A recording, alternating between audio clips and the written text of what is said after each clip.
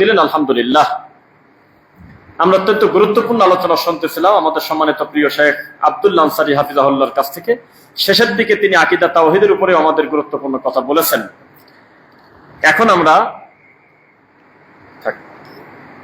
এখন আমরা আলোচনা করব একটা বিষয় নিয়ে, সেটা হলো স্থির থাকা। স্থির থাকা, যেটার উপরে টিকে থাকা, অবিচল থাকা, অটল থাকা, সুম্মাস্তাকিম আরবিতে বলে, ইস্তিকামাত থাকা, এটার উপরে আলোচনা করবে ইনশাআল্লাহ। পৃথিবীতে কিছু কাজ আছে যেই কাজটা করার আগেই মানুষ বলে যে এত বড় রিস্ক কি নিতে পারবে, বলে কিনা বলেন? তুমি যে অমুক জায়গা যাচ্ছ এটা কিন্তু রিস্কের জায়গা, ওখানে গেলে লাঠি হাতে রাখতে হয়, সাপ পোকা ছোকার ভয় আছে। ওই এলাকায় যাচ্ছ, ওই এলাকায় কিন্তু দুর্ঘটনা প্রবণ এলাকা, পাহাড় ধস এলাকা, নদী ভাঙন এলাকা, ওখানে কিন্তু মাঝে মধ্যেই অ্যাক্সিডেন্ট হয়। তুমি যে নদীটা পার হচ্ছ ওখানে কিন্তু মাঝে মধ্যে স্পিড বোট উল্টে যায়। এরকম দুর্ভাগ্য বা বিভিন্ন খারাপ জিনিসের দৃষ্টান্ত আমাদের দেয়, রিস্ক নিতে বলে। তো ইসলামের দাওয়াত, তাওহীদের দাওয়াত এমন একটা বিষয়, যখনই একটা ব্যক্তি শাহাদা দেবে, তাওহীদের স্বীকৃতি দেবে, তখন থেকেই তার কঠিন সংগ্রাম করে জীবন টিকে থাকতে হবে, নইলে টিকতে পারবে না। আপনাকে আমি একটা হাদিস দিয়ে শুরু করি। মুহাম্মদ রাসূলুল্লাহ সাল্লাল্লাহু আলাইহি ওয়াসাল্লাম বলেছেন, হাদিসটা আছে তিরমিজির 2398। মুহাম্মদ সাল্লাল্লাহু আলাইহি ওয়াসাল্লামকে জিজ্ঞাসা করা হলো, আসাদ্দুন নাসি বালা, মুহাম্মদ সাল্লাল্লাহু আলাইহি ওয়াসাল্লাম আপনি বলেন পৃথিবীতে সবচেয়ে বেশি কষ্ট কারা করছে? শুনতেছেন আমার কথা? পৃথিবীতে সবচেয়ে বেশি কষ্ট কারা করছে? নবী সাল্লাল্লাহু আলাইহি ওয়াসাল্লাম বললেন, আল আম্বিয়া, নবীরা। মাঝখানে কোনো কথা বলেন নেই। কষ্টের আলোচনা সিরিয়াস আসার সাথে সাথে তিনি বললেন, আল আম্বিয়া, এই জমিনে সবচেয়ে বেশি কষ্ট করছে নবীরা। সুম্মাল আমসাল ফাল আমসাল, এরপরে যার ইমানের গতি যেমন তার কষ্ট তেমন। তার মানে কাজটাই কিন্তু রিস্কের কাজ, এটা কি জানেন? মানে আপনারা মাঝে মধ্যে আমাদের বলেন যে আমি দিন গ্রহণ করার কারণে অমুক গালি দিয়েছে, অমুক কাফের বলছে, খ্রিস্টান বলছে, এগুলো আমাদের খুব একটা বেশি আর এখন ফিলিংস দেয় না। কারণ আপনার থেকে অনেক বড় সিরিয়াস টপিক আমাদের সালাফদের ইতিহাসে আছে।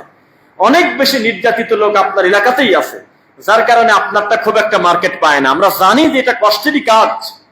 তাওহীদের দাওয়াত দিতে গেলে আপনাকে গালি মেনে নিতে হবেই। তো এটার জন্য আমাদের খুব একটা আশ্চর্য লাগে না, কারণ আপনার পায়ে স্যান্ডেল নাই, টাকা নাই, কত লোকের পায়েই নাই, ওই দিক টাকা থাকেন। ইসলামের একটা সূত্র হলো উনজুর ইলা তাহতিক, সবাই তার নিচের দিকে তাকাবে। যদি উপরের দিকে তাকায় তাহলে পাগল হয়ে যাবে যে এই কবে আমি এই 10 তলা করব, এই চিন্তায় তার মাথার ঘুম হবে না। তাকে নিচের দিকে তাকাতে হবে যে আমি বেটার আছি কার উপর থেকে, আমি কার থেকে বেটার আছি, তখন আমি বলবো আলহামদুলিল্লাহ। নইলে মানুষ যদি তার এলাকার যদি সার্বিক বিবেচনা করার পরে আলহামদুলিল্লাহ বলতে যায়, তো বলতে পারবে না। এবছর যাদের ধান তলায় গেছে তারা আলহামদুলিল্লাহ বলবে না, এবছর যাদের পাট ডুবে গেছে তারা আলহামদুলিল্লাহ বলবে না, পরিস্থিতির বিবেচনায়। আর যদি মনে করে যাদের আল্লাহ ক্ষেত খামার করার সুযোগই দেয় নেই, ভেঙে চলে গেছে 10 কিলোমিটার, তার থেকে তো আল্লাহ আমাকে ভালো রাখছে আলহামদুলিল্লাহ, এভাবে তাকে একের পর এক ফিলিস্তিন যেতে হবে, বিভিন্ন জায়গার দৃষ্টান্ত সামনে এনে এনে বলতে হবে, আল্লাহ এই কনকনে শীতের ভিতরে খাবার নাই, পোশাক নাই, পেটে পাথর বেঁধে মাটি কামড়ায় খাচ্ছে ফিলিস্তিনের মাজলুম ভাই বোনেরা, বাচ্চারা, তার থেকে তো ভালো আছি। এইভাবে নিচের দিকে না যাওয়া পর্যন্ত ব্যক্তি শুকরিয়া আদায় করতে পারবে না, এটা একটা সূত্র, মনে রাখবেন ইনশাল্লাহ। এবার আপনাকে বলি, যখনই মানুষের ইমান দুর্বল হবে তার সামনে ইতিহাস বলতে হয়। আমরা তো সাহাবীদের ইতিহাস ভুলেই গেছি। তখন তাকে খব্বাবের ইতিহাস বলতে হবে, আম্মার ইয়াসারের ইতিহাস বলতে হবে, বিলাল রাদিয়াল্লাহু আনহুর ইতিহাস বলতে হবে, সিরিয়ালে তাকে পূর্বের জামানায় যেতে হবে, তখন তার কষ্টগুলোকে হালকা মনে হবে। আপনাকে আমি খব্বাব রাদিয়াল্লাহু আনহুর একটি বর্ণনা শোনাই। তিনি বলতেছেন, আমি অতিরিক্ত কষ্টে পড়ে যতবার নবীর কাছে গিয়ে বলছি যে আল্লাহর নবী এই কষ্ট তার সহ্য হয় না, সঙ্গে সঙ্গে নবী একটাই উত্তর দিত, ইতিপূর্বে তোমাদের অন্যান্য ভাইয়েরা তোমাদের থেকে আরো বেশি কষ্ট করছে। তখন আমি ফিরে চলে যেতাম, অন্যান্য সময় তোমাদের নবীরা আরো বেশি নির্যাতন সহ্য করছে, তখন আমারটা হালকা মনে হতে চলে যেতাম। আবু হুরায়রা রাদিয়াল্লাহু আনহু বলতেছে যে ওয়াল্লাহি আল্লাহর কসম, আমি পেটে এমন ক্ষুধার জ্বালানি আমি মুহাম্মদ সাল্লাল্লাহু আলাইহি ওয়াসাল্লামের কাছে থাকতাম, এগুলো মেনে নিয়েই আমি থাকতাম। তারপরে জাবির রাদিয়াল্লাহু আনহু তিনি স্ত্রীর কাছে এসে বললেন যে আল্লাহর কসম, আমি আমার রাসূলের তার নিজের পেটে নিজে পাথর বাঁধা দেখছি। আমি বাড়িতে যা আছে সেগুলো আয়োজন করো, ওই ছাগলের আর আটা, ওটা তো জানেন, বললাম না। তো এগুলো ইতিহাস, কষ্ট, খুব নির্যাতন, তার জুতা লাল হয়ে গেছে, আমরা দুই চোখ দিয়ে তাকায় দেখছি, সাহাবায়ে কিরাম বর্ণনা করতেছে মিশকাতুল মাসাবির স্পষ্ট হাদিসগুলো। তো এই যে কষ্ট পরিশ্রম তারা করেছে, এর দৃষ্টান্ত আছে কোন জায়গা? এর দৃষ্টান্ত তো এর ভিতরে নাই যে আগে 40,000 টাকা দিবেন, পরে আরো 50,000 দিবেন। এটা কিভাবে সে দৃষ্টান্ত দেবে জাতির সামনে? কিভাবে দেবে? কার কাছে বোঝাবে এই কথাগুলো? তাওহীদের দাওয়াত মানেই হলো কষ্ট পরিশ্রম মেনে নিতেই হবে। একটা উদাহরণ দিই আপনাকে। আপনি আগামীকাল থেকে আপনি হাঁটা শুরু করবেন, 2-4-5 কিলো ফজর সালাত করে হাঁটবেন, দৌড়াবেন। দেখবেন এলাকার লোকজন খুব দ্রুত ডিসিশন নিয়ে নিয়েছে আপনি একটা রোগী, মানে আপনি সুস্থ না, এটা তারা এটা মেনে নিয়েছে যে এই লোক যেহেতু হাঁটাহাঁটি করে, দৌড়াদৌড়ি করে, তাহলে উনি রোগী। আমার নিজের কথা বললাম না, হাসবেন না, তাই একটু ঘোরায় বললাম। খুব দুঃখের কথা, আমি একটা জায়গায় বাসা ভাড়া থাকি, সেখানে একটু ফাঁকা জায়গা আছে পাশে। আসর সালাতের পরে আর ফজর পরে দুইটা টাইমে মাঝে মধ্যে একটু দৌড়াই। তো দুই একজন যারা চেনে আরো দুই একজনকে ফোন করে বলে যে দেখে তার রফিকুল হুজুর দৌড় পারতেছে। মানে ওরা ডিসিশন নিয়ে নিয়েছে এই লোকটার ডায়াবেটিস হয়েছে, ওরা সিদ্ধান্ত নিয়ে নিয়েছে ইনি সুস্থ মানুষ হতে পারে না। সুস্থ মানুষ দৌড়াবে কেন? দুনিয়া। আপনার আল্লাহ অনেক হালাল ভাবে টাকা দিয়েছে, স্বচ্ছতা দিয়েছে হালাল ব্যবসার মাধ্যমে। কালকেই 5 তলা একটা বাড়ি করেন, এলাকার লোক নিশ্চিত বুঝে ফেলবে যে আপনি চুরি করে টাকা নিয়ে আসছেন, ডাকাতি করে নিয়ে আসছেন। আর যদি প্রবাসে গিয়ে ব্যবসা বাণিজ্য করেও টাকা নিয়ে আসেন, লোকজন বলবে ওই মালিকের টাকা মারিয়ে নিয়ে চলে আসেন। এটা হলো সমাজ। এই সমাজের কাছে দাওয়াত দিতে এসে আল আম্বিয়া আসাদুন নাস, সবচেয়ে বেশি কষ্ট পাইছে আসাদুন নাসি বালা, নবীরা। কি পরিমাণ নির্যাতিত বলিন তার হিসাব নেই।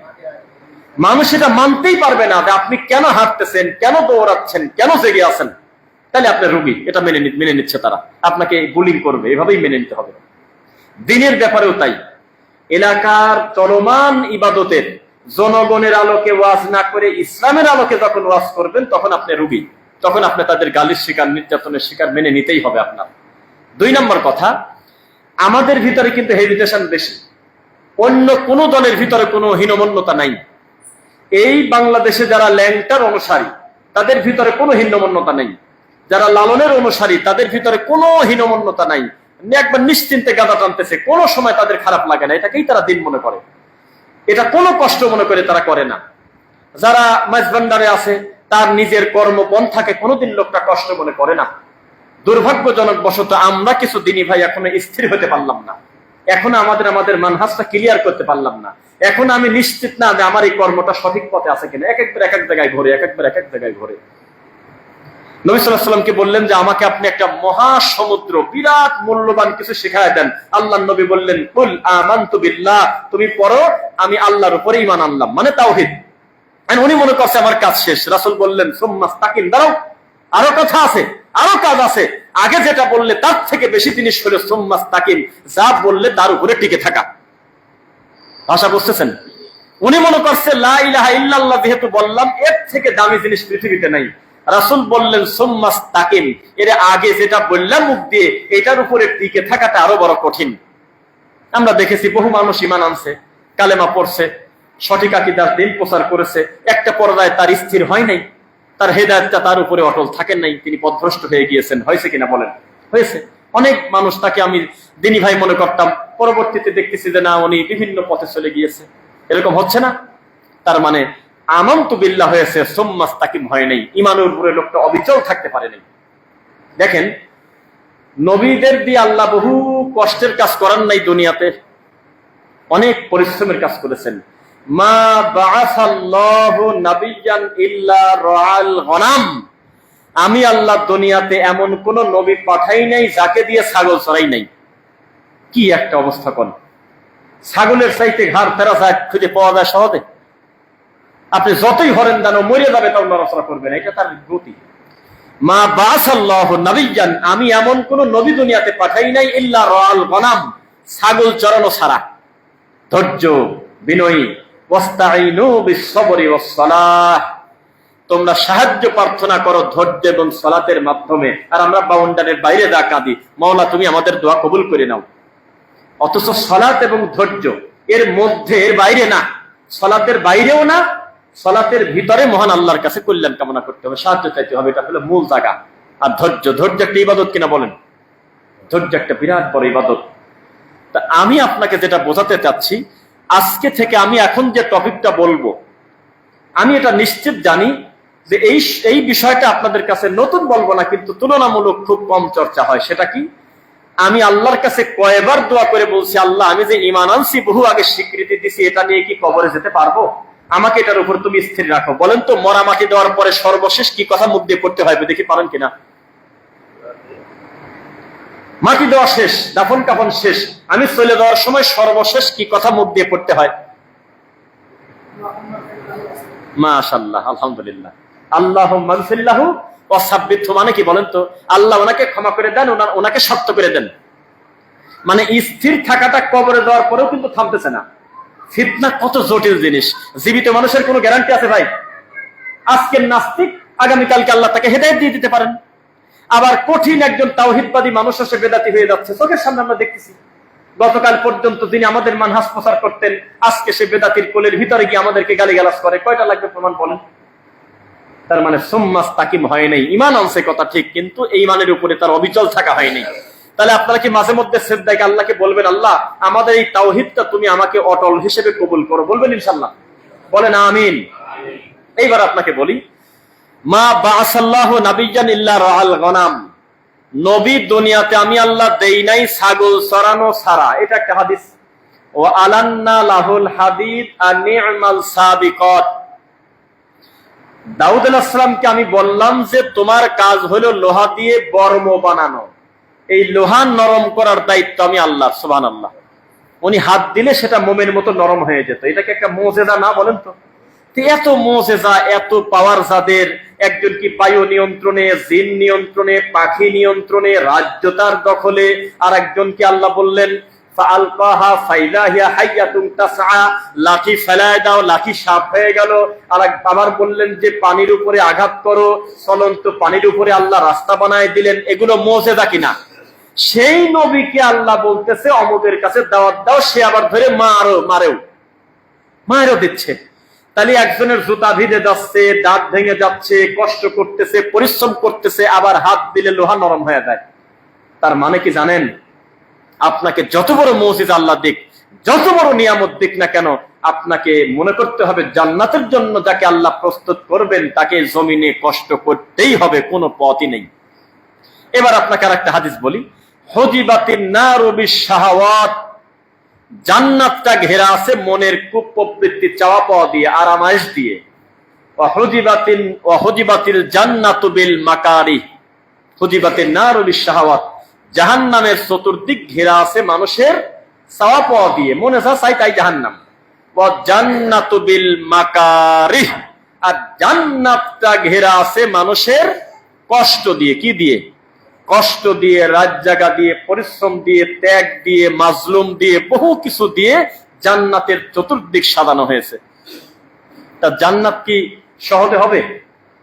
অনেক কষ্ট, অনেক পরিশ্রম করতে হবে। এবার বলেন, মুহাম্মদুর রাসূলুল্লাহ সাল্লাল্লাহু আলাইহি ওয়াসাল্লাম তিনি যখন জাহান্নামের বর্ণনা করতেন, সাহাবায়ে কেরামদের এমন হাল হতো যে জাহান্নাম ছাড়া আমাদের মনে হয় আর কোনো গতিই নাই।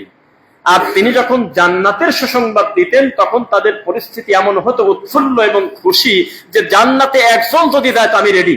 সুবহানাল্লাহ। ওয়া কানা ওয়াদা রাব্বুহু হাক্কা, আল্লাহর চাইতে ওয়াদা রক্ষাকারী কেউ আছে? আর সবচেয়ে বড় ওয়াদা রক্ষাকারী মহান আল্লাহ সুবহানাহু ওয়া তাআলা।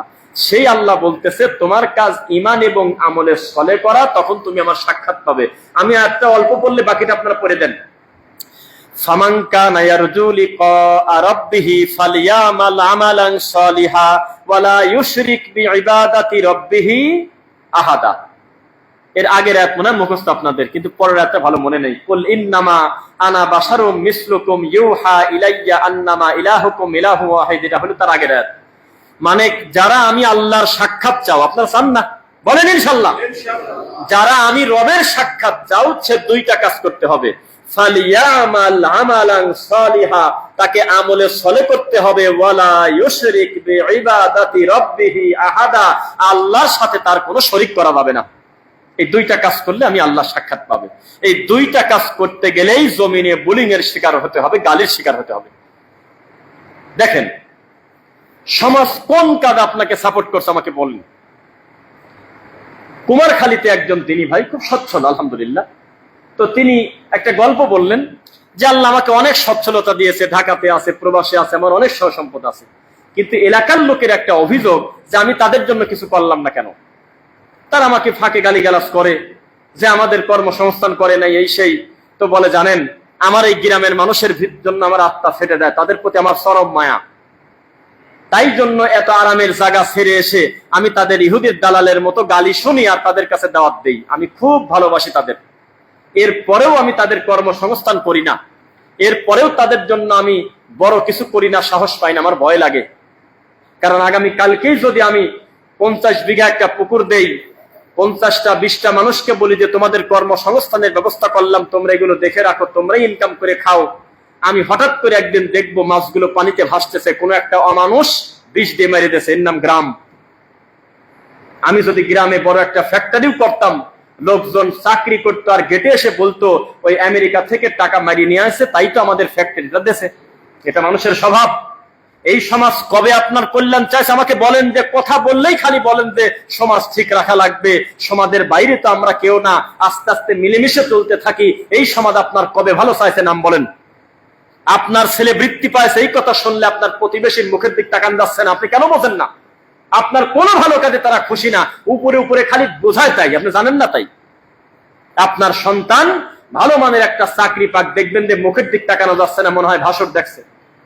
একটা প্রতিবেশী খুশি না, তাদেরকে খুশি করার একটাই উপায়, অন্য লোকের মাধ্যমে আপনার প্রতিবেশীকে বলতে হবে ও একটা ব্যবসা করতে গেছিল, 2 কোটি টাকা গত রাত্রে ধরা খাইছে, খুশিতে আত্মহারা। ভিতরে তাদের খুশিতে আত্মহারা হয়ে যাবে, আর উপর দিয়ে বলবে আহ কি যে হইলো তোমার। এটা মানুষের স্বভাব। মানুষ তার থেকে বেটার কিছু সে দেখতে পারবে না, এটা মানুষের স্বভাব। আমলের ক্ষেত্রে হোক আর জাগতিক ক্ষেত্রে হোক, তাহলে আমার এই লোকের খুশি করার ঝামেলা বাদ, আমি রিল্যাক্স, আমি আল্লাহ খুশি করতে পারবো ইনশাল্লাহ। আলী রাদিয়াল্লাহু আনহুর নাম শুনছেন? তার একটা হাদিস বলি, লা তাআতা লি মাখলুকিন ফি মাসিয়াতিল খালিক। মাখলুকের খুশি করার ধান্দা বাতিল। খালেককে খুশি করতে গিয়ে মাখলুক খুশি হইলে হলো, না হলো নাই, ওই চিন্তা করবো কি কাম আমি। আর আল্লাহকে খুশি করতে গিয়ে যদি মাখলুক খুশি হয় হোক, না হয় না হোক, আর মাখলুককে খুশি করতে গিয়ে যদি খালেককে বেদার করি, তাহলে আমার সবই গেল, সব গেল না? তাহলে আপনারা এই কথা আমার সাথে আজকে ওয়াদা করেন যে আমি আমার সঠিক দিন প্রচার করতে গিয়ে আমি আমার গোত্র, পরিবার, সমাজ, ব্রাহ্মণ, ক্ষত্রিয়, কে কোন গোত্রে আছে, কে আমাকে কি ভাগ করলো, এই দিকে চিন্তা না করে আমি আমার রবের খুশির জন্য কাজ করব। ফামান কানা ইয়ারজু লিকা রাব্বি, তাহলে আমি আমার আল্লাহ সাক্ষাৎ পাবো, বলেন ইনশাআল্লাহ। আমার কথা কি বুঝতেছেন আপনারা? আমি এত অহেতুক সস্তা গল্প বলে টাইম কাটাবো না। আমি জানি যে আমাদের হাতে খুব বেশি সময় নেই, কারণ এই দার্স হালাকাগুলো অল্প সময়ের ভিতরে আমাদের 2টা কথা বলতে হয়, এরপরে আমরা জামাতের সঙ্গে সালাত আদায় করব। কিছু বিষয় আমাদের মাথায় থাকুক। আমলের বক্তব্য আমরা বারবার শুনতে থাকি, কিন্তু ইমানের ব্যাপারে কথা বললে আমাদের একটু মনে উৎসাহ আসে, একটু ব্যাটারি চার্জ হয় ইনশাল্লাহ। এবার আপনাকে বলি, ইমানের গতিটা কেমন দেখেন। নবী সাল্লাল্লাহু আলাইহি ওয়াসাল্লামকে বললেন আল্লাহর রাসূল সাল্লাল্লাহু আলাইহি ওয়াসাল্লাম, আসাদুন নাসি বালা, মানুষের ভিতরে সবচেয়ে বেশি কষ্টের কথা বলার পর বললেন যে আল আম্বিয়া, তো তাদের কষ্টের 2-1টা দৃষ্টান্ত দেন, তাদের পরিশ্রমের দৃষ্টান্ত দেন। তো নবী সাল্লাল্লাহু আলাইহি ওয়াসাল্লাম অন্য হাদিসে আমরা সিরিয়ালে পাচ্ছি, একটা মানুষের জীবদ্দশায় তার ফাঁসি হোক, সে বিপদে পড়ুক, তাকে সড়কে ঝুলে দিক, তাকে শুলে চড়ানো হোক, এই কথা যদি তার বাপ চায়, এর থেকে কষ্টের দুঃখের জীবনে কোনো সন্তানের হতে পারে? এরকম ঘটনা নবীর বেলায় ঘটছে, ইব্রাহিম আলাইহিস সালাতু ওয়াস সালাম। আর সেই মেলায় যায় মুসলমানের ছেলে, আর হিন্দুরা গর্ব করে বলে তোরা না আসলে তো আমাদের মেলাই জমে না। তাদের ওই উলুধ্বনিতে, তাদের এই সমস্ত মেলায়, তাদের এই সমস্ত আয়োজনে ওরা যদি থাকে 30টা, মুসলমানের বাচ্চা থাকে 70টা। ঠেকান কিভাবে ঠেকাবেন? আর্জেন্টিনা নড়াচড়া করলে আপনার ছেলে নড়ে, ব্রাজিল মরলে আপনার ছেলে মরে, ও কাঁদলে আপনার ছেলে কাঁদে। তার মানে সবকিছু নিয়ন্ত্রণে নিয়েছে, খাঁচাটা শুধু রাখছে আপনার সামনে। আপনি কি মনে করতেছেন? কি মনে করেন এই সমাজের আপনার সবকিছু নিয়ে এনেছে? আপনারা মনে করতেছেন যে আরে ইহুদি খ্রিস্টান তো আমাদের নামাজ পড়তে মানা করে না, ওরা পাগল, নামাজ পড়তে মানা করে কেউ কোনোদিন? এটা মানা করলে আরো বেশি করে পড়বে মুসলমান। আপনারা মনে করতেছেন ওরা তো ডাইরেক্ট বলে নাই যে তোমাদের মেয়েদের বোরকা খুলে ফেলে, ওরা মেন্টাল, তোমার চাইতে বহু বুদ্ধি নিয়ে তারা চলে। কোনোদিন খোলা মাঠে বলবে না ও মুসলমানের মহিলারা তোমরা যদি বোরকা না খুলে ফেলো আমি ডোনাল্ড ট্রাম্প যুদ্ধ করবো তোমাদের সাথে, কোনোদিন বলবে না, মাথায় মাল আছে। ওকে এই কাজ করতে যাবে, কোরআন পড়তে নিষেধ করবে না, প্রকাশ্যে আপনাকে পিটাবে না, এমন সূত্র দিয়ে দেবে, এমন জায়গায় খোঁচা দেবে, মুসলমানের মেয়ে ঘরে বসে বলবে অমুক নায়িকার মতো আমাকে তুমি শাক বানায় দাও। একবার ওরা 1 ঘন্টা নাচেছে, ওরা ল্যাংটা মেয়েকে 1টা ঘন্টা নাচাইছে, আর আপনি নাচাচ্ছেন 30 বছর। আপনি 10 তলা বিল্ডিং এর প্রতিটা ফ্লোরে নাচাচ্ছেন। আপনি এমন একটা পোশাক পরে 15 মিনিটের জন্য শুটিং করে মেয়েটা চলে গেছে হাফ প্যান্ট, সেই হাফ প্যান্ট এই বাংলাদেশে পড়তেছে। তাহলে বলেন বাড়ি বাড়ি আসি এক দরকার আছে এদের প্রত্যেকেই হাফ প্যান্টটা পরো? আর আমরা হলো আবেগের জাত, আমরা বলতেছি অমুক নাকি নবীকে গালি দিয়েছে, ধরে পুরা দে, রাস্তার উপর পুরা দিলাম। এই ফুটেজ নিয়ে ইহুদি খ্রিস্টান খেলবে, এই দেখো মুসলমান আগুন দেয়। এটা আমরা আবেগের জাত, এইটা আমরা তাকবীর জানি। আর ইহুদি খ্রিস্টান তলে তলে ভিতরে ভিতরে বিদ্যা দিয়ে এলেম দিয়ে গোড়া কাটে দিচ্ছে মুসলমানের। সিসিডিবি নাম শুনছেন? মুসলমানের ঈদগায় টাকা দেয়। এই ছোট লোক, তোমার টাকা নাই? ঈদগার মাঠে মেম্বার দরকার আছে, ঈদগার মাঠে কি উপরে ছাদ দরকার আছে? খোলা মাঠে সালাত পড়বে ইমানের গতিতে, এটাই তো সুন্নাহ। মসজিদে নববীর মতো জায়গা ছেড়ে, মসজিদে হারাম জায়গা ছেড়ে নবী চলে গেল, খোলা মাঠে ঈদের নামাজ পড়লো। আর ঈদের মাঠের চতুর্দিকে ঘিরার জন্য আর সুন্দর করে সাজানোর জন্য মুসলমানের বাচ্চা ইহুদি খ্রিস্টানের সুদের টাকা নেয়, আর বলে যে আমাকে সংস্থার থেকে মাদ্রাসা করে দিয়েছে, আমার ঈদগাহ করে দিয়েছে। কয় কি? স্বার্থ ছাড়া যারা এক পা সামনে আগায় না, আর তারা আপনাকে টাকা দিয়ে দিলে ঈদগাহ করার জন্য, আপনি বুঝলেন না যে কিভাবে হাত দেয়। তারা জানে মুসলমানকে যদি আর্থিক সহযোগিতা করে তাদেরকে দুর্বল করে দেয়, তার ঈমানও শেষ। মুসলমান, দূর থেকে বহু কথা বলা যায়। আপনাকে এখন মনে হচ্ছে যে আপনাদের কিছু কথা বলি, করার কথা রাগ করবেন না। মাঝে মধ্যে বাঙালির 2টা গ্রুপ আছে। এক গ্রুপ আমেরিকাকে আব্বা কয়, আর ইন্ডিয়াকে বলে অকথ্য গালিগালাজ। আর এক গ্রুপ ইন্ডিয়া তুমি আমার বুকে আসো, আমেরিকা বুকে বলে হলো যাচ্ছে তাই বলে গালাগালি করে।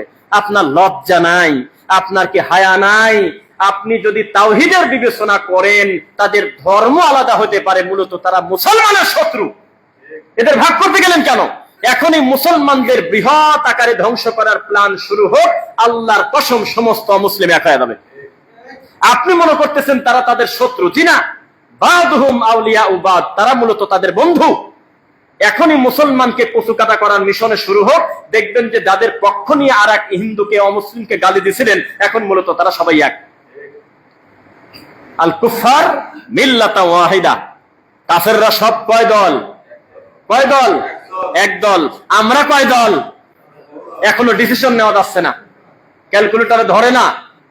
আবার এই রাত পার হলে আবার কত নতুন ডেলিভারি হবে দল তা জানি না, এই জন্য হিসাব ছাড়া বলবো দেবী গয়রি হিসাব। আমরা জানি না যে আমরা কত দল। কিন্তু অমুসলিমদের দল কয়টা? আল কুফার মিল্লাতা ওয়াহিদা। মুসলমানের বাচ্চা এই ব্যাপারেও যদি একমত হতো, তাও তো হতো যে আমার শিক্ষা ব্যবস্থা, আমার পড়াশোনা, আমার সংস্কৃতি, আমার সবকিছু ইহুদি খ্রিস্টানের নিয়ন্ত্রণে। আমার বাচ্চার চুল কাটা, তার পোশাক আশাক, যেই পোশাকের জন্য 9 বছরের বাচ্চা পটুয়াখালীতে আত্মহত্যা করলো, ওই পোশাকটা পড়তে হলো ভারতের একটা নায়িকা, আর রাত দিন মুনাজাত করতেছে, ওদের থেকে আমাদের তুমি কবুল করো মাওলা, ওদের তুমি ধ্বংস করে দাও। কয় কি? এখানে দোয়া করতেছে ওদেরকে ধ্বংস করো, আর বাড়িতে 2200 টাকা দামের শার্ট না কিনে দিলে তার ছেলে মরে যাচ্ছে, কারণ ইন্ডিয়ার একটা নায়কের শার্ট পরে। ঠেকান এখন কিভাবে ঠেকাবেন? সবকিছু নিয়ন্ত্রণ করে নিয়েছে সব। কুষ্টিয়ার একটা ছেলে মরে গেছে, ব্রাজিল হারল কি কামে, হায় জ্বালা। ও জানি থাকবে না, ও মুখই দেখাতে পারতেছে না বলে, ও মুখ দেখাতে পারতেছে না যে ব্রাজিল কেন হারল, আর্জেন্টিনা কেন হেরে গেল, জীবনই দিয়ে দিচ্ছে। এই জীবনের দাম আছে। আগে আমাদের দেশের কিছু লোক আমাদের বলতো যে আপনারা তো মুনাফিক, আপনারা জিহাদ করেন না, জীবন দেওয়ার ভয়তে, জেল খাটার ভয়তে আপনারা হক বলেন না। তখন আমি বললাম যে ভাই, সবচেয়ে বড় জিহাদ তো আর্জেন্টিনা হারিয়ে দেওয়ার পর যে মরছে, ও সবচেয়ে বড় জিহাদ করে দিল। ব্রাজিল হারার পরে যে জীবনটা দিয়ে দিল, নিজের শরীরে নিজের সিমটি দিতে, আল্লাহর কসম আমার খারাপ লাগে, ব্যথা লাগলে ছেড়ে দেই। একটা ইনজেকশন দিতে গেলে আমি আর একদিক তাকাই, আমার নিজের শরীরের কথা বলতেছি, কেমন যে লাগে ব্যথা লাগার ভয়তে। একটু ব্লাড সুগার একটু টেস্ট করতে গেলে হালকা একটু গোতা লাগে, তাই কেমন করে উঠি। আর এ ছেলে নিজের জীবন দিয়ে দিচ্ছে, এর চেয়ে বড় মুজাহিদ আছে কোন জায়গা? জান দিয়ে দিচ্ছে। কোন জান দেওয়া বড় কথা না, আমি দিচ্ছি কোন কাজে সেটা হলো বড় কথা। এটা পীরদের মতো কথা বললেন আপনি। আপনি বলতেছেন যে আমাদের কাছে আসলে বেনামাজি নামাজি হয়। বাবা, কত লোক এসে খারাপ মানুষ ভালো হয়ে গেল, কত নেশাখোর আমাদের চরমনার ময়দানে এসে মনটা ভালো হয়ে গেল। এখানে আসলে মনটা নরম হয়। আরে গরুর সেনা দিয়ে সিঁড়ি ভিজিলেও তো খাওয়া যায়, ভিজেই তো যাচ্ছে। ভিজা আসল কথা না, কি দিয়ে ভেজাবো সেটা আসল কথা। ওরা কথা শুনে, হক কথা শুনে মনটা গল্ল গল্ল, না গল্ল নাই, ওটা মনের জাতি না। আর ওই পীরের দরবারে গিয়ে যদি করে কাঁদি ওঠে, লাভ দিয়ে ওঠে, মনটা গলে যায়, হাউ মাউ করে কান্নাকাটি করে, ওটা গলা না, ওটা হলো গরুর সেনা দিয়ে চিরা ভিদানো। আপনি মন গলার কথা বলছে কে? আপনি পরিবারকে নিয়ন্ত্রণ করতে পারতেছেন না। নিজের স্ত্রী পরিষ্কার ভাবে বলে দিয়েছে, তুমি যদি আমাকে হিজাব করার জন্য বাধ্য করো, আমি তোমার ভাত খাবো না। ঠেকান। এটা বাংলাদেশে লাগবে কত? ফেসবুকে দেখেন, পরিষ্কার ভাবে বলে দিচ্ছে যে তোমরা যদি মুখ না খুলে ক্লাসে আসো, আমি তোমাদের ক্লাস নেবো না। কি বলছে না কিছুদিন আগে? ঠেকান। তোমরা টাকনুর উপরে কাপড় পরো কেন? তোমরা কি জঙ্গি নাকি? তোমরা কি জামাতি নাকি? বলে নেই? ঠেকান। এখন কিভাবে ঠেকাবেন? তো মুসলমান আমরা। জিহাদ খুঁজে পাচ্ছেন না আপনারা, সাবধান। সমস্ত অমুসলিম যেমন এক, মুসলমানকে ধ্বংস করো। পৃথিবীর সমস্ত বিদাতি, শিরিককারী, কবর পূজারী, তারা সবাই এক। এই জমিনে সঠিক তাওহীদের প্রচার করে কারা? তাদেরকে ঠেকাও। তারা এক। তারা কি এক? এক না? একটা দুঃখ করলাম, একটু আগে বললাম আমরা আসতে, যে যেই চরমোনাই কয়েকদিন আগে বলল যে আমি তোমাদের সাথে থাকবো না। আর কেন? কারণ আমি অলরেডি তথ্য জানি, 143 আসনে আমি এগ্রেড পাইছি। আমি আর কয়েকটা পালিতে আমি একাই সংসদে প্রধানমন্ত্রী হতে পারতেছি, আমি তোমার কাছে যাবো কি কারণে? এই কথা বলে বের হয়ে চলে গেল। পরে দেখা গেল নিজের জামানতি নিজে হারা ফেলাইছে। এরকম প্রতিবন্ধীর হাতে যখন ইসলাম ছেড়ে দেন, এইরকম মানুষের কাছে যখন আল্লাহর দিনটা আপনি ছেড়ে দিচ্ছেন, তখন এই জাতি কোথায় যাবে বলেন? পরিস্থিতি কঠিন। এই জেলাতে যেই দায়িত্বে থাকুক, এই গণতন্ত্রে লেখা আছে লালনের মন্দির সম্পর্কে কটু মন্তব্য করে চাকরি টেকানো যাবে না। এই দেশের সবচাইতে দামি ইসলাম হলো শাহজালালের ড্যাগ। এই বাংলাদেশের সবচেয়ে দামি ইসলাম হলো খানজাহান আলীর কুমির। পারলে মানি না, না পারলে বলেন যে আমি গণতন্ত্র মানি না, একা গাছের আড়ালে থাকেন। কিছু করার নাই। এই দেশে থাকতে গেলে কুমিরের মূল্যায়ন করেই থাকতে হবে। কুমিরের বিরোধিতা করে কথা বললে সংবাদ সম্মেলন হবে। শাহজালালের ড্যাগের হিসাব করতে গেলে কুলাতে পারবেন না। 4 দিনে টাকা উঠছে 14,86,225 টাকা। ঠিক আছে? 2026 সাল। ঘরে বসে বসে খালি বলতেছেন যে আমাদের দল লোক বাড়তেছে, দিন দিন মানুষ ভালো হয়ে যাচ্ছে। তো টাকা দিচ্ছে কিনা? কয়দিন আগে এত টাকা উঠতো না। এই ড্যাগ নিয়ে ডিসি সরওয়ার সাহেব কথা বলার পর থেকে টাকার পরিমাণ বাড়িয়ে গেছে। এটা ল্যাংটা জাতি। এই জাতিকে যত বেশি বলবেন তত দিন দিন আরো বিগড়ে যাবে। তাহলে কি করা যাবে? আপনার দাওয়াত আপনি দিতেই থাকেন, ইনশাল্লাহ পড়েন। আপনাকে এটা মাথায় নেওয়ার দরকার নাই। আচ্ছা, এই মসজিদে এত খুতবা দেই, তাহলে আমার এই প্রতিবেশী ভাইটা আমার কথা শোনে না কেন? এটা চিন্তা করতে গেলেন কেন? এখান থেকে 70 কিলো ফাঁকের লোকটা শুনে ফেলছে ইনশাল্লাহ। ইনশাল্লাহ এখান থেকে 2000 কিলোমিটার ফাঁকের একটা লোক বক্তব্য শুনে দিন পেয়ে দিতে পারে। আপনি ওনার চিন্তা করলেন কেন? আপনি ব্যক্তিকে মাথায় নিতে গেলেন কেন? আপনি ব্যক্তিকে মাথায় নিলে তাহলে আপনি সিলেটকে আর হিসাব করতে পারবেন না, খানজাহান আলীর কুমিরকে আর ঠেকাতে পারবেন না। এটা দুনিয়ার নিয়ম। সুতরাং আপনাকে বেশি বেশি দোয়া করতে হবে আল্লাহর কাছে, আল্লাহ তুমি আমাদেরকে জাতির সামনে গ্রহণীয় করো। বলেন আমিন।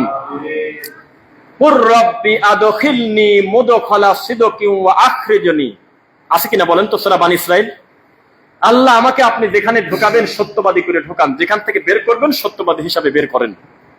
দেখেন, ওই যে আমরা বললাম মাগরিবের সালাতের আগে যে এত ঘটনা এই দেশে ঘটে যাচ্ছে, টুপিওয়ালাদের পেপার খুললেই বলৎকার বানায়। বলছি আমি, পেপার খুললেই বলৎকার না? ছাত্রকে পিঠে একেবারে মারিয়ে দিয়েছে, পিটাতে পিটাতে চামড়া তুলে দিয়েছে। কি মিথ্যা বলছি? বাঁশ দিয়ে পিটাচ্ছে, আজকেও দেখলাম ভিডিও। সত্যি করে বলেন তো দেখি, সমস্ত কিছু হানাফি মাযহাবে হচ্ছে। যদি 1% যদি আমাদের মানহাজের কোন আলেমের সুযোগ তারা পাইতো, যে বলৎকার করছে, কি এক জায়গায় ধরা পড়ছে, কি একটা নোংরামি কাজ বা মানুষ হয়ে যেতে পারে, আমরা অস্বীকার করবো না, আল্লাহ ক্ষমা করুন। যদি 1% আমাদের দখলে থাকতো, আজকে এই জায়গা টিকতে পারতেন কিভাবে বলেন একটু? ওই যে আগুন নিয়ে রাস্তা দ্বারা থাকতে, এখন এখন এখন কথা বলতে দিত না, কথা বলতে দিত না। বলতো বলৎকার করা ওদের ধর্ম, ওদের ধরো, ওরা এটা করার জন্য আসছে। যদি কোন নারী নিয়ে আপনি 1 মিনিট ধরা খেতেন, আপনাকে প্রকাশ্যে তারা ঘোষণা দিয়ে দিত ওরা আমেরিকার টাকা খাইছে, খ্রিস্টান প্রচার করতেছে। নাউজুবিল্লাহ। এত কিছুর পরেও আমাদের উপরে বাধা আছে কিনা? বাধা আছে কিনা বলেন? আল্লাহ সুবহানাহু ওয়া তাআলা আমাদের সকলকে দিনের জন্য কবুল করুন। এই রানিং অবস্থা এভাবেই আমরা থাকি। আমরা আমাদের সম্মানিত প্রিয় ভাই ফয়সাল আহমেদ হাফিজাহুল্লাহর কণ্ঠে আমরা এখন এশার সালাতের আজানটা শুনবো। এরপরেই আমরা আমাদের কথা একটু বলে 45-এর জামাত আমরা 5 মিনিট আগে ছেড়ে দেবো। যাদের ওযু নাই ওযু করে আবার একসঙ্গে জামাতে সালাত আদায় করবে ইনশাআল্লাহ। আচ্ছা, সমস্যা নেই।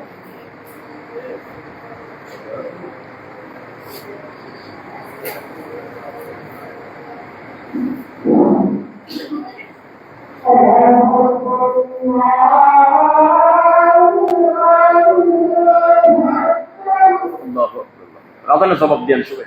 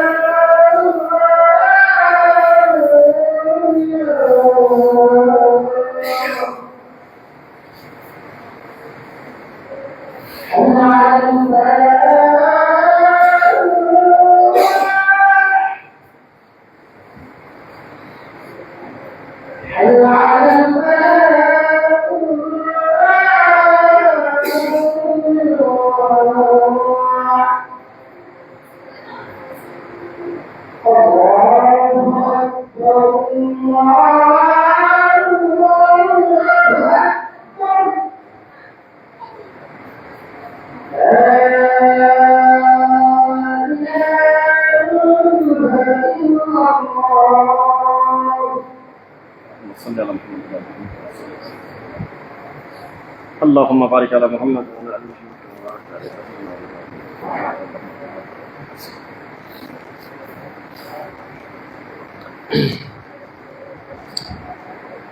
আলহামদুলিল্লাহ।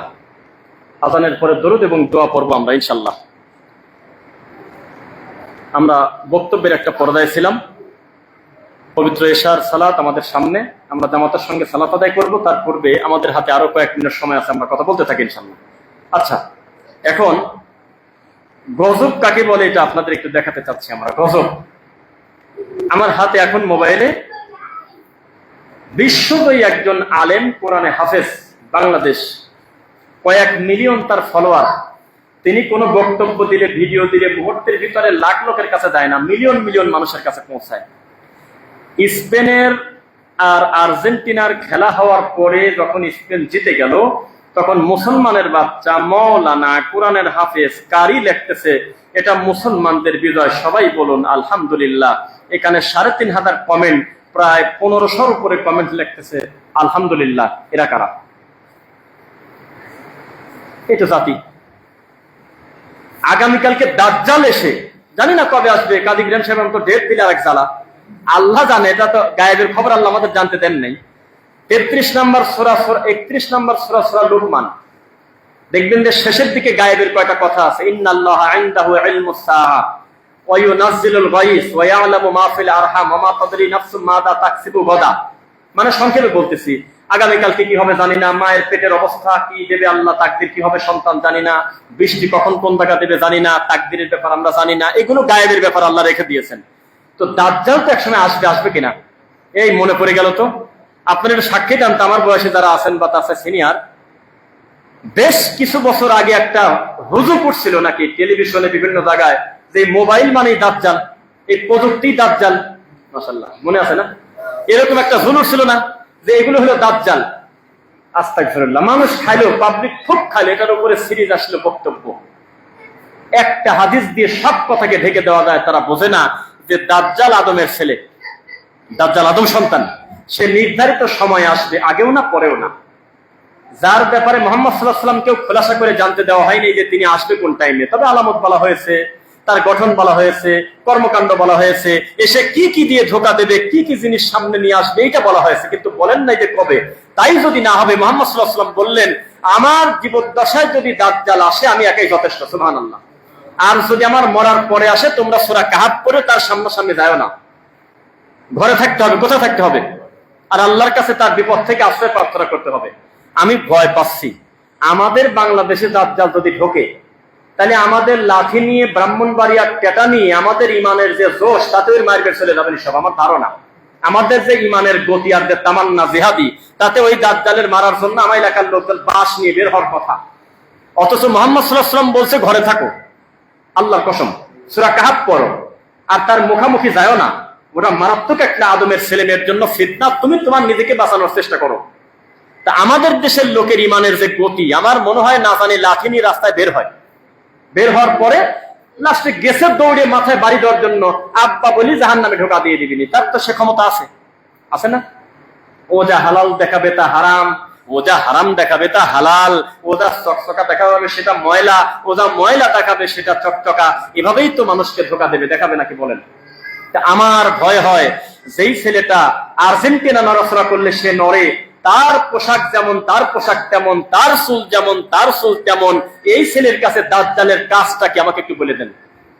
দাজ্জাল যেই যেই জিনিস নিয়ে নড়াচড়া করবে, 1 নাম্বার ইহুদি, কয় হাজার ইহুদি তার সাথী হবে বলেন? মাশাআল্লাহ, সবাই তো জানেন কয় হাজার?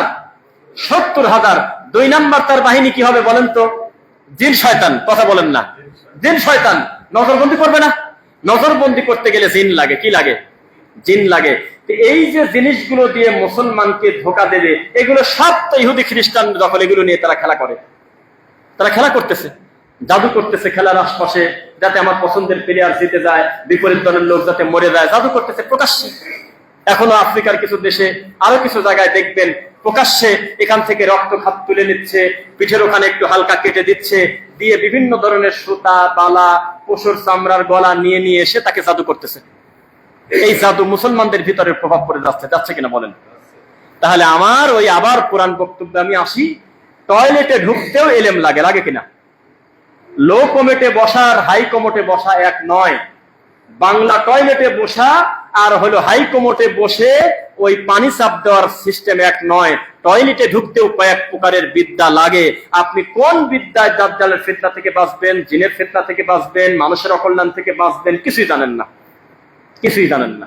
টয়লেটে ঢোকেন সব দেখে জিন, দোয়া নাই, স্ত্রী সহবাসের দোয়া জানেন না, ডানে বামে সালাম ফেরানোর পর কি করা লাগে জানেন না, মানুষকে বাড়ি থেকে বের হওয়ার সময় কি দোয়া শিক্ষা দিতে হয় জানেন না, উপরের দিকে ওঠার সময় কি দোয়া, নিচে নেওয়ার সময় কি দোয়া, কিছুই জানেন না। মুসলমান ব্যস্ত থাকবে, যত বেশি ব্যস্ত থাকবে শয়তান তার থেকে দূরে থাকবে। 2, কোরআন মাজিদের সর্বশেষ সূরার নাম কি? সূরা নাস। সর্বশেষ আয়াতটা একটু পরের মুখ দিয়ে, মিনাল জিন্নাতি ওয়ান নাস। এখানে কি শুধু জিন শয়তান থেকে বাঁচতে বলছে না মানুষ শয়তান থেকে বাঁচতে বলছে? জিন মানে জিন, নাস মানে কি?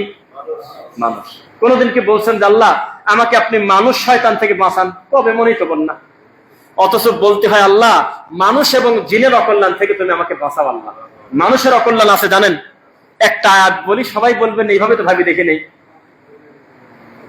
ইয়া আইয়ুহাল্লাযীনা আমানু, ইয়া আইয়ুহার রাসূল, হে রাসূল, বাল্লিগ মা উনজিলা ইলাইকা মির রাব্বিক, আপনি প্রচার করে দেন, তাবলীগ করেন যেটার উপরে আপনাকে বলা হয়েছে কোরআনের তাফসীর, কোরআনের কথা, হাদিসের কথা। মা উনজিলা ইলাইকা মির রাব্বিক, যেটা আপনার উপরে নাজিল হয়েছে। ওয়া ইল্লাম তাফআল ফামা বাল্লাগতা রিসালাতা, যদি না পৌঁছান তাহলে রিসালাতের দায়িত্ব পালন করেন নাই। এরপরে মানুষ খুব একটা বলে না ওয়াল্লাহু ইয়াসিমুকা মিনান নাস। এখানে আমাদের ব্রেন বলে এখানে হওয়ার কথা ওয়াল্লাহু ইয়াসিমুকা মিনাল জিন্নাহ ওয়াল্লাহু ইয়াসিমুকা মিনাশ শাইতান। এভাবে যে শয়তানের ফিতনা থেকে আপনাকে বাঁচাবো, শয়তানের ধোঁকা থেকে আপনাকে বাঁচাবো, জিনের শয়তানি থেকে আপনাকে বাঁচাবো, তা না বলে বলতেছে মানুষের অকল্যাণ থেকে আপনাকে বাঁচাবো। তার মানে বলেন তো কি? যখন আপনি তাওহীদের দাওয়াত দিতে যাবেন, দ্বীনের কথা বলবেন, কোরআন হাদিসের কথা বলবেন, সবচেয়ে বড় শত্রু কে হবে বলেন? জিন শয়তান না মানুষ শয়তান?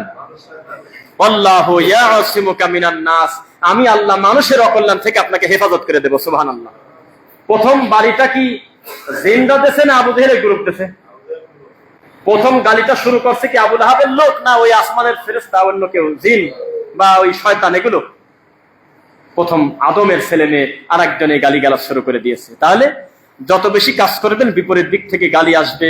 তবে এটা মনে করেন না আমাদের দেশে আবার উল্টা বলে, বোঝে কি জ্বালা, কয় যে বক্তা জেলে গেলি বক্তা হিট না, জেলে যেতেই হবে এটা না, তবে যারাই জমিনে ভালো ভালো কাজ করে গেছে তারা একটা পর্যায়ে গিয়েছে, তাদের একটা অংশ। তার মানে আপনাকেই যেতে হবে সেটা জরুরি না, কিন্তু যেতেও পারেন নাও পারেন। বুঝেন নাই?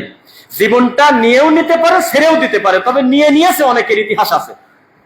বুঝতেছেন? দলিল কি? দলিল হলো আমি আল্লাহ সুবহানাহু ওয়া তাআলা অধিকাংশের উপরে কম সংখ্যককে বিজয় দান করছি আমার ওহী দ্বারা, আল্লাহর পক্ষ থেকে। জমিনে হওয়ার কথা ছিল না, কিন্তু হয়ে গেছে, আল্লাহ বাঁচায় দিয়েছে। সংখ্যার বিবেচনা সত্যের মাপকাঠি না। তো এইটা মনে করা যাবে না যেহেতু ওরা কোনোদিন জেলে যায় নাই, মার খায় নাই, তাহলে ওরা হিট। তাহলে এই হিসাবে আপনাদের সবার থেকে বড় বুজুর্গ আমি 4বার মার খাইছি আর 2বার আটক থাকছি। তাহলে মায়ের খাওয়াটা হকের মাপকাঠি না। খেতেও পারেন, নাও পারেন, পরিস্থিতি পড়েও যেতে পারে, নাও পারে। কেউ জীবনে মারে নাই, এর মানে এই না যে আপনি বাতিল। প্রতিদিন ধরে ধরে মারে, তারপরেই যে আপনি হক, তাও না। এদেশের বহু মৌলবী আছে ইসলামী শরীয়ত থাকে, প্রতিদিন মার খায়, প্রতিদিন সকাল সন্ধ্যায় খালি মার খাবে, প্রচুর মার খাবে। তার মানে সে হক না, খুব খারাপ, খুব খারাপ লোক। কিন্তু এই না যে মার খেলেই সেটা হকের দাওয়াত। আমাদেরকে দেখতে হবে যে আমি দাওয়াতটা বেশি কিসের উপরে। মনে থাকবে কি, আমি আপনারা লজ্জা পাবেন, আপনাদের খারাপ লাগবে, তাই আমি এগুলো বলতেছি না। আমরা সইতে সইতে সইতে সইতে ছোট ছোট পাপ এখন আমাদের কিছু মনে হয় না, কারণ আমরা বড় বড় মার্ডার চোখের সামনে খুব দেখি। মাথা কাটা পড়ে আছে, গলা কাটা পড়ে আছে, বাপের কাছ থেকে মেয়েকে ছিনায় নিয়ে একেবারে ধর্ষণ করে ছেড়ে দিয়েছে, বাপের সামনে মেয়েকে হত্যা করছে, একেবারে 4 টুকরা করে স্বামী তার স্ত্রীকে ফেলে দিয়েছে, স্ত্রী নিজে বটি দিয়ে জবাই করে স্বামীকে 6 টুকরা করে কুষ্টিয়া ঘোরাইছে। এগুলো দেখতে দেখতে ছোটখাটো পাপ কি এখন আর আমাদের পাপ মনে হয় না বেশি? যেমন বলৎকারের পাপটা আমরা টুপিওয়ালারা অনেকটা হালকা করে দিছি, দেইনি ভাই? কথা বোঝেন না দেখি। বলৎকার, ছেলে ছেলে কুকাম করা যে কত বড় পাপ, এটা যে নবীদের ব্যাপারে, তার কওমের ব্যাপারে এটা দৃষ্টান্তই আছে, এই ব্যাপারটা আমরা হালকা করে ফেলছি। কারণ এই পাপটা এখন হুজুরদের দখলে, নাউজুবিল্লাহ পড়েন। এই জন্য আমরা হালকা বানায় ফেলছি। এখানে আমার কাছে একটা বক্তব্য আছে, এই বক্তব্য একটা হুজুর বলতেছে, নবীকে স্বপ্নে দেখতেছেন কারা কারা? তো সবাই বললো আমরা চাই। আল্লাহু আকবার। তো বললো প্রতিদিন যে পীরের মুরিদ, আমি যেমন গাউসুল আজমকে ভালোবাসি, আমি বলি ইয়া গাউসুল আজম, আপনারা আপনাদের পীরের নাম বলবেন, নিয়ে 13 বার বলবেন। কয়বার? 13 বার বলবেন। 43 দিন পর যদি নবী স্বপ্নে না আসে তাহলে আমাকে ধরবেন। বলে দিচ্ছে পাবলিকলি। তার মানে এই জাতির আর কোনো অনুভূতি নাই, কোনো ফিলিংস নাই। এই জাতির পরিস্থিতি দেখে প্রবাস থেকে আমাদের অনেক ভাই বলে এই জাতি পরিবর্তন হবে কোনোদিন, এটা আপনারা বিশ্বাস করেন? আমি বলি ভাই, বিশ্বাস অবিশ্বাসের কাজ আমার না, আমার কাম দাওয়াত দিয়ে দেওয়া। বলেন ইনশাল্লাহ। কারণ এই কুষ্টিয়ার মাটিতেই কয়জন দিন বোঝা ছিল, আস্তে আস্তে হচ্ছে। কেউ তো বসে নাই। আবার ওদিকেও গাদার আসর কিন্তু কমতেছে না, দিন দিন বাড়তেছে। আরো 200 কিলোমিটার, আরো 200 বিঘা জায়গা বাড়ায় দেন, দেখবেন না জায়গা খালি করে থাকে না। গাদাখোরের ওই আসরের পরিমাণটা বাড়ায় দেন, দেখবেন যে পাঁচিলের বাইরে আরো লোক জমা হয়ে গেছে। ঠেকানো যাবে না, এইভাবেই চলবে। আটপাশিতে গরু কমবে না, অমুক জায়গা গাড়ি কমবে না, সালাফি মানহাজের লোক দিন দিন বাড়বে। মূল কথা মানুষ বাড়তেছে, কিন্তু হেদায়েত কার পক্ষ থেকে? অকুলিল হাক্কু মির রাব্বিকুম, হক আসে আল্লাহর পক্ষ থেকে। ফামান শাআ ফালইউমিন ওয়া মান শাআ ফালইয়াকফুর। আল্লাহ চয়েস দিয়ে দিচ্ছে, পারলে সত্য মেনে নাও, না পারলে কুফরি করো। স্পষ্ট তোমাদের কাছে বিধান চলে আসছে। আল্লাহ আমাদের সঠিকটা মেনে নেওয়ার তৌফিক দিন। বলেন আমিন।